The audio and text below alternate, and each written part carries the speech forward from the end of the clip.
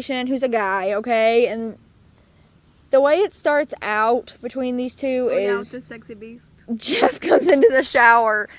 Jeff comes in the bathroom, go to the bathroom late at night, and he hears something. Oh my God, she hasn't even read the book and she guessed it.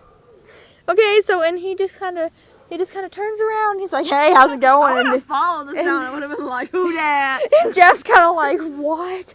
So he kind of freaks out. He tells Sadie about this. So this is before Sadie kills herself. He tells Sadie about this, and he's like, well, what if he wanted me to see it? And Sadie's like, well, so what if he did? And that's when Jeff kind of realizes, hey, maybe I'm not straight. I would have followed the sound. I would have been like, okay, and one day he wakes up middle of the night, and there's someone next to him. Like, how do I put this? They weren't dressed. No, Jeff was. The other one wasn't. He was kind of, this other guy was kind of, you're more blunt than I am, just say it. I don't know. Oh, yeah, he was, just spit it out. He was feeling things. Yeah, exactly.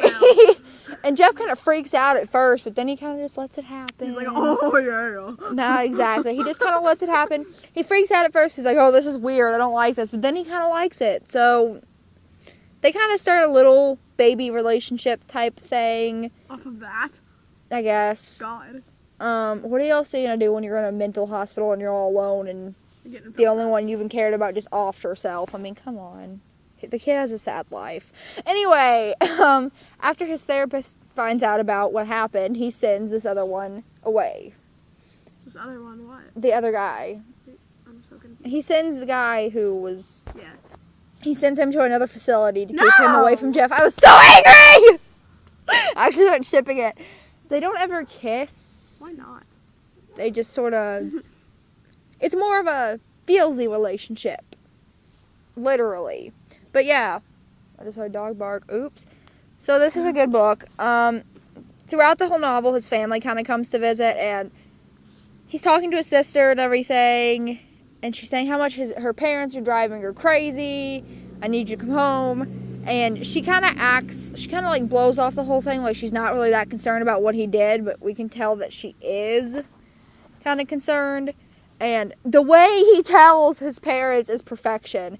He literally, it's just, they're sitting all in the room during Parents Week or whatever, and he's like, he turns to Amanda and is like, how would you like to have a gay brother? And she's like, I wouldn't mind it. Why? And he's like, 'cause you do.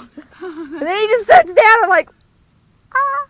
It was beautiful, and his parents are just like, and his mom goes, you're 15, you're too young to know if you're gay.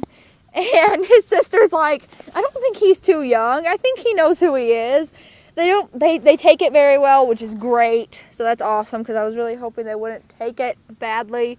Dog! I knew I wasn't straight since I was like 6. I was like, so that's good. And then it explains what happened on the night he killed himself, which was not expecting that at all. It was, I guess. What? He killed himself? Oh, he tried to kill himself. I'm sorry. I was like, I'm gonna die! The night he tried to kill himself. No, he's perfectly alive.